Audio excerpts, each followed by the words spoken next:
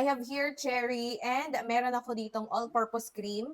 So actually nakita ko to sa FYP ko and daan ng daan pero yung napanood ko is grapes yung gamit niya instead na cherry. So itong cherry nakita ko kasi to sa palengke and sabi ko try ko nga with the combination nitong all-purpose cream. Itong cherry, grabe ang mahal pala nito. So nakakita lang ako nito sa palengke and sabi ko itatry ko with all-purpose cream. Try muna natin ang tatlo. Ayan.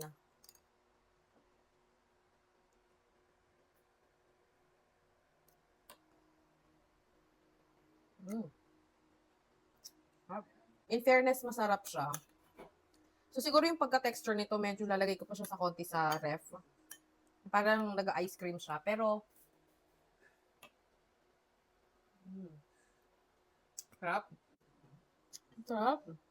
Hindi kasi ako nakabili ng grapes during that time kasi nakakita ako nito sa palengke. Itong cherry, actually, dun sa mga cakes na kakain ko, hindi ko siya nagustuhan, hindi ako nasasarapan. Pero nung nakatikim ako ng ganitong fruits, I think last year, nasarapan ako. And medyo may kamahalan siya ng onte for me ha, pero masarap siya, especially kapag sobrang ano na niya, hinog na hinog na. Pagka medyo matigas pa ng onte, medyo maasim siya na pagka matamis. Pero kapag nakikita niyo na iba na yung color niya, sobrang nagda-dark na, etong matamis na siya.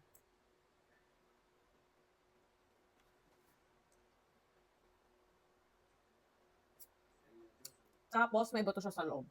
Ang sarap. Masarap yung combination niya in fairness.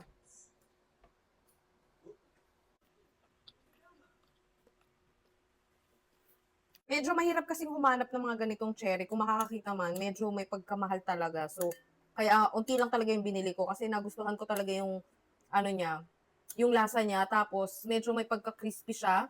Malutong, ayan, malutong yung pagkabalat niya kaya gustong gusto ko.